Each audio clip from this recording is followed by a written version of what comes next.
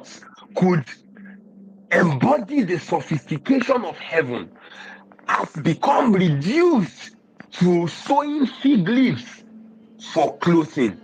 Let us help him out.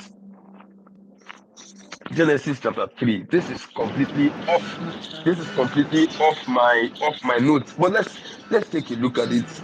God now begins to tell him that, where's it now?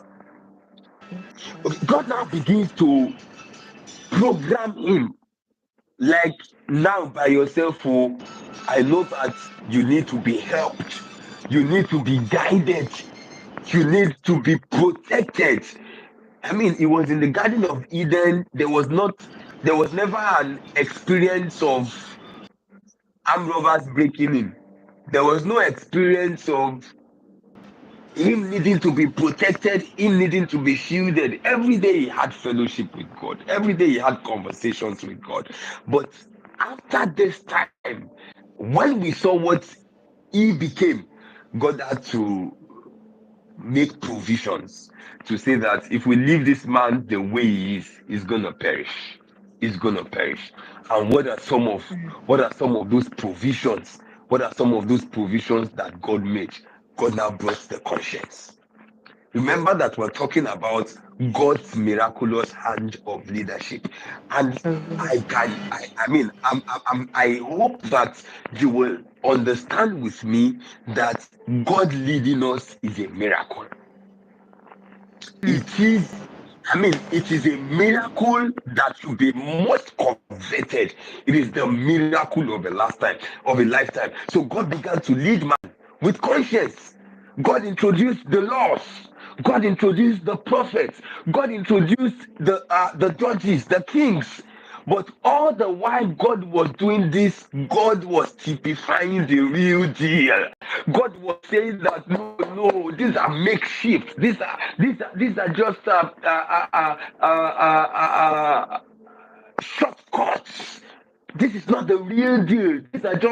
These are palliatives. These are handouts.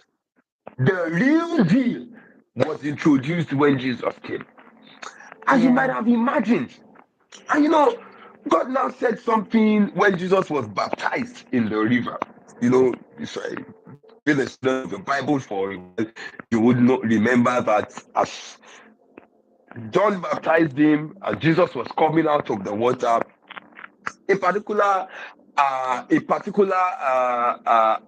account says that as he walked out of the water, there was a dove that alighted upon him, and then they heard the voice of God from heaven saying, "This is my beloved son, hear him." Hear him. Hear. God was deliberate to say that all those prophets you have been listening to, all those judges you have been listening to, it is this guy, this one you should now hear. It is this man you Like should he now listen endorsed to. him. And like, and that's an endorsement. This is the real deal.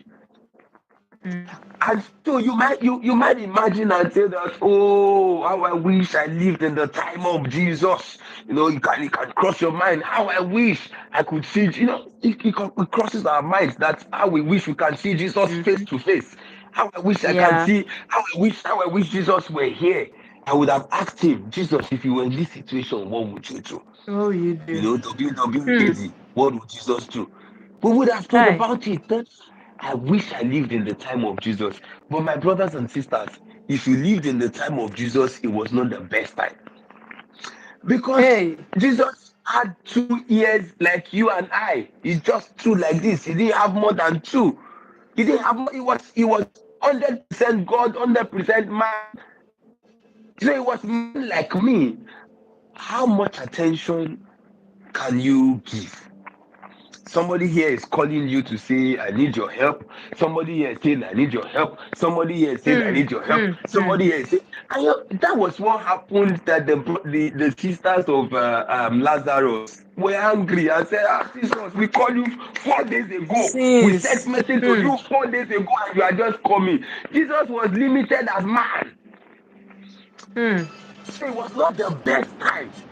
I tell you, I make bold to tell